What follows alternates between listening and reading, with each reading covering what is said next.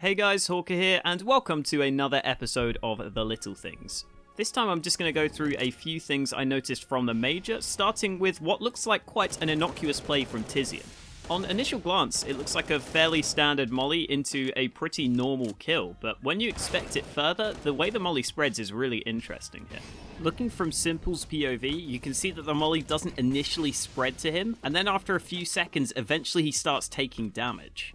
It's also interesting that it only spreads at the left and right side of the molly. It doesn't spread down the middle, so it takes Simple even longer to extinguish this molly when he drops the smoke.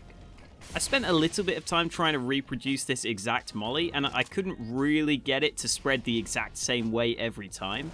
But I still think it could definitely be worth looking into exactly how mollies spread in the future and trying to use this to your advantage.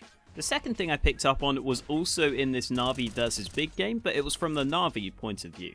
In this round, Edward kind of gets overwhelmed at the B bomb site, and this is something I pinpointed which could potentially be a problem in the game. Having Edward anchor the B bomb site with just the M4A1S could certainly be a problem, and even though he gets a kill here, Big just managed to overwhelm the bomb site, and the B bomb site on Dust 2 is notoriously difficult to retake.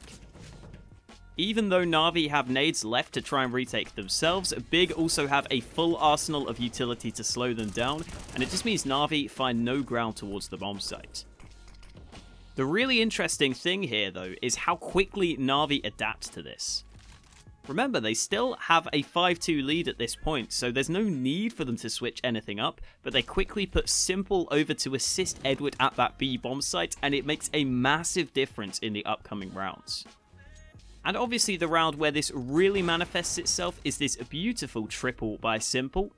And it was just really nice to see Na'Vi adapt so quickly and make sure they completely shut Big out of this entire map. This quick adaptation helped them go on to a 16-2 victory, the most dominant performance we really saw in the playoffs. On to the third and final thing I noticed, and surprisingly it also comes from this Na'Vi vs Big series. So there's two cool things to notice in this clip, one from each team, but I'm going to go ahead and show Zeus's first because it's way more obvious. I just wanted to show how Zeus clearly knows that this wall is really wallbangable even with the AK. Only 2 bullets land here, but it still does decent damage to Tabson. And considering how the AK is pretty bad at penetrating in this game, it's quite impressive that Zeus knew this. And hey, maybe if you guys are playing Nuke in solo queue for some god-awful reason, then you could try and see if you could get this wallbang to work for you.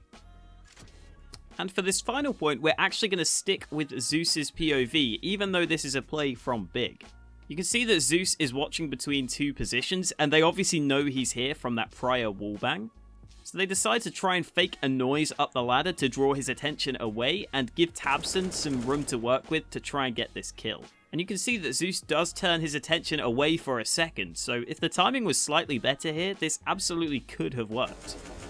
Unfortunately for them though, Zeus isn't really buying it as he looks back towards Tabson's position and finds the frag anyway, but considering Big had very little to work with in this round, it was definitely worth a try, and if you get this AK here, it's a massive, massive gain for you. Hope you guys enjoyed, thank you for watching. I'm definitely enjoying this shorter series of videos to get some quick thoughts out there, but I would also love to do some more long-form analysis stuff in the future. Those videos do take a lot more time though, so hopefully something at ESL 1 New York really grabs my eye, grabs my attention, and I can do a longer video about it. But other than that, make sure to stick around for more videos like this, and I will see you next time.